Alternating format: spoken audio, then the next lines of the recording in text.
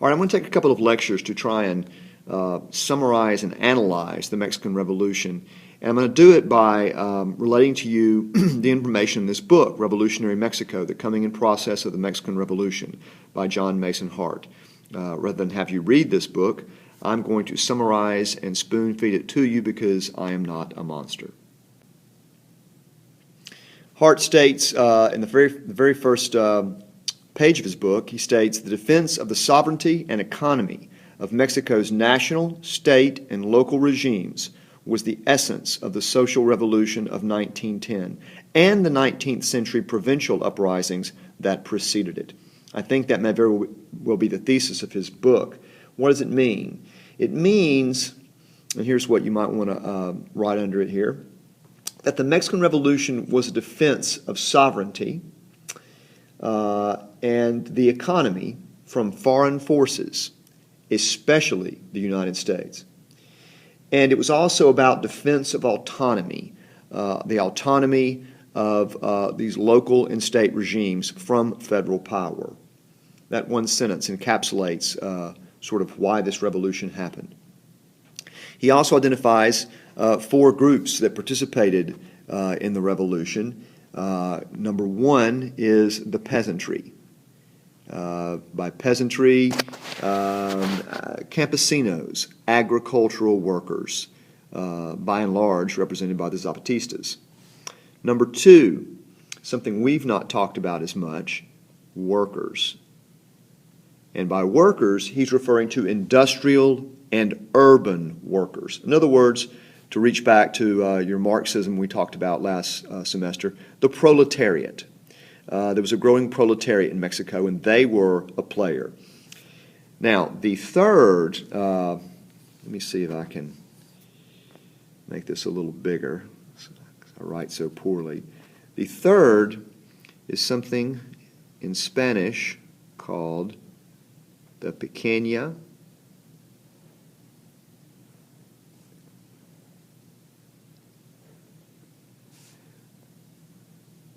burguesia.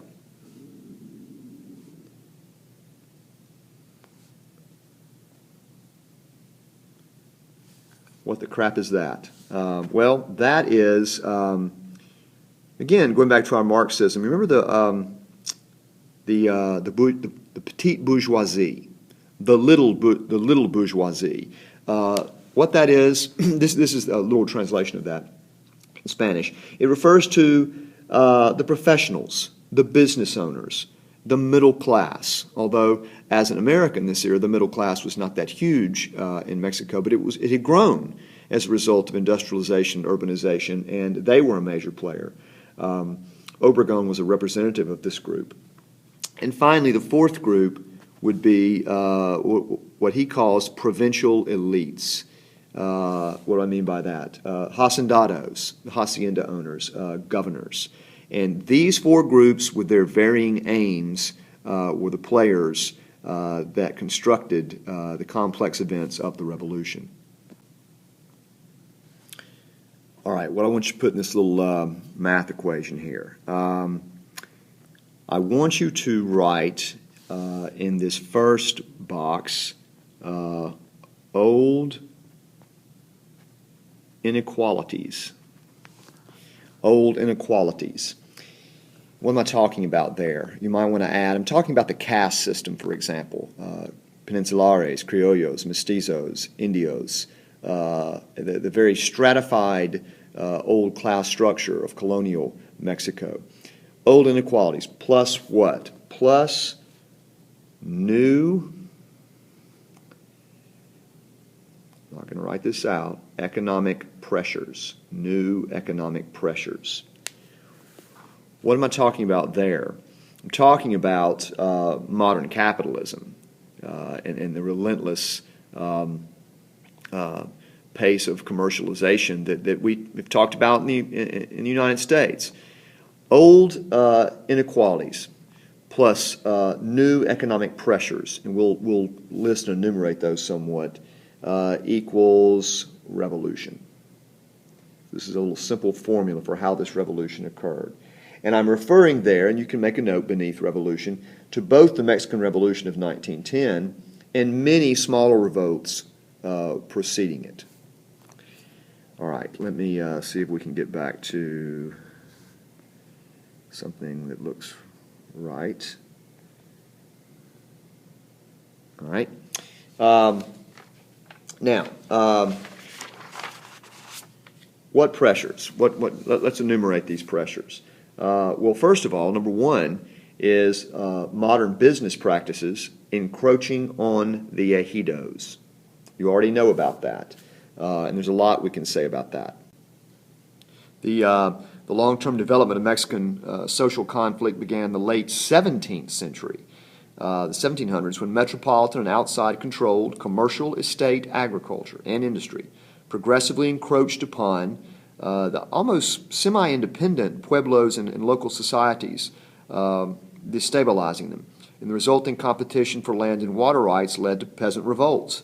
In many cases, the rural indigenous people, the Indians, experienced prolonged periods of relative autonomous isolation and social stability prior to these disruptions from their lives by outsiders. The second thing is local elites versus urban elites, especially urban elites in Mexico City. In the late 18th century, also, the growth of metropolitan-controlled commercial agriculture and mining and the extension of state power provoked unrest among provincial and local political elites. They'd kind of been left alone before. This potent group demonstrated its political capacity by rallying the displaced classes and castes, the village peasant and artisan producers, Indians, blacks, and mestizos, to its side. And between 1810 and 1876, regional and local elites frequently used the militias of their respective territories to fight back, to guard their economic and political privileges against outsiders. The third economic pressure is globalization. And we think of globalization as something that happens in this generation, but in fact, Mexico's growing global economic involvement way back in the 19th century meant that was more outside competition for domestic industry. The gradual opening up of trade and the influx of high technology goods eroded local artisanry. Agricultural and industrial dislocation created widespread public unrest, giving regional elites and local citizenries the popular base they needed for countless insurrections and political revolutions, several of which we'll talk about here in just a second. All right, so old inequalities plus modern economic pressures equals revolution. What revolutions? Several, actually. The first was actually the independence revolution itself, the 1810 independence revolution from Spain.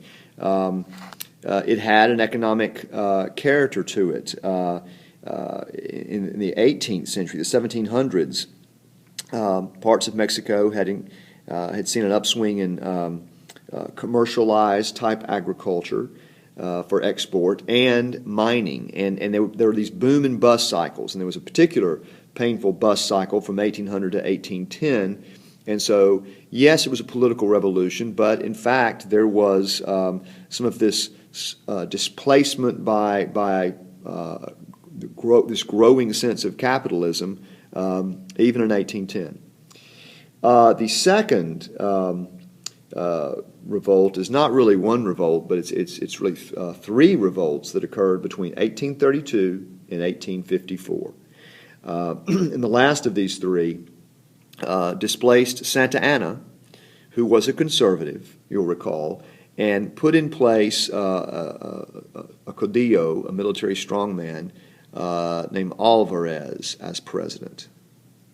And Alvarez was a liberal, and many of his liberal supporters, one of the things they wanted was closer ties to the U.S. And this presages increasing, some of them, by the way, even wouldn't have mind merging with the U.S., but those are the more extreme. But this meant presaged increasing economic ties with the U.S. that would increasingly alarm the North. because close ties to the U.S. and Americans move in and buy land. And isn't that kind of what happened to Texas? And so that was rather alarming for them. The third one was in 1876. It's called the Tuxtepec Rebellion or Revolution. Tuxtepec, Indian name. And it was led by none other than Porfirio Diaz. Juarez had been dead 4 years, and in 76, Diaz found himself in Brownsville, Texas, and he led a revolution against the quote-unquote anti-American government of President Sebastian Lerdo de Tejada. And he was financed in that revolution by America. So America sort of put Diaz on the throne. It's no wonder that he was such good friends with them. Now, the fourth, now 4 and 5, we are getting into the 1910 revolution. And I want to talk specifically about the revolution that blossomed in Morelos. Why was Morelos where Zapata was? Why was that a center of rebellion? Well, for several reasons. I'm going to make little tick marks for my points. I'm not going to try and write all this. But number one, it was very heavily populated. Much of Mexico was sparsely populated, but Morelos was heavily populated. It was also heavily Indian and had one cohesive, unique culture. For example, over 20% of the rural population in Morelos in 1910 did not speak Spanish.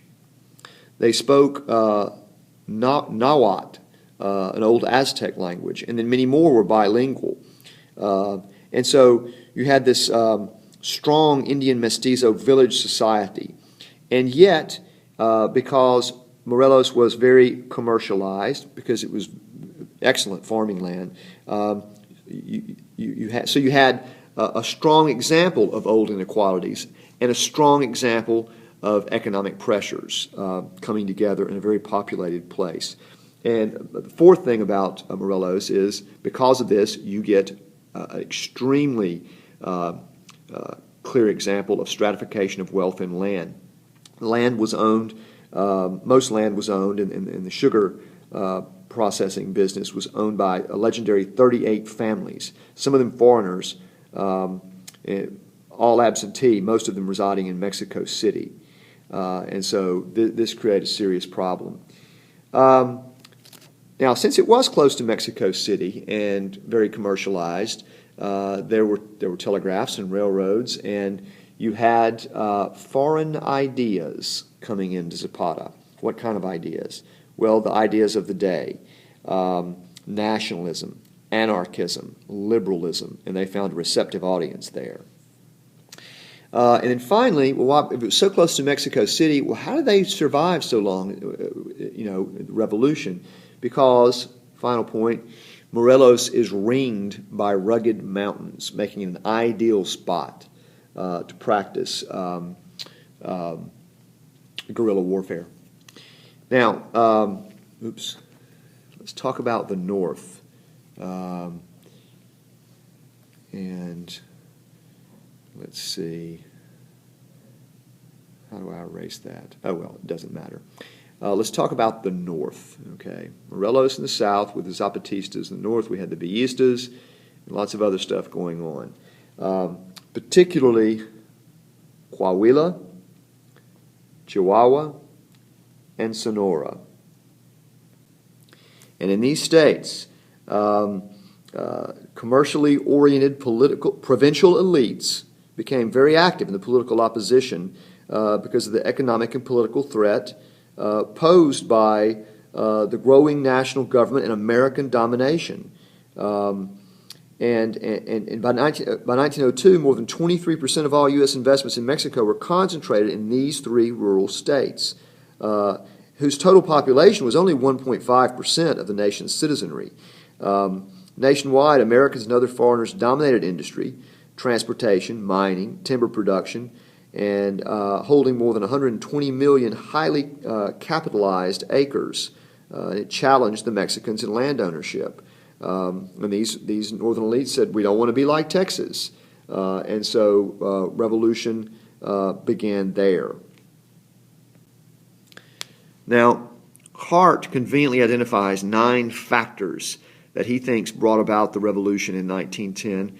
I'm not going to attempt to write them, and this lecture is getting kind of long, so I'm not even going to enumerate them. I'm just going to let you copy them down, and we will discuss all of this in class.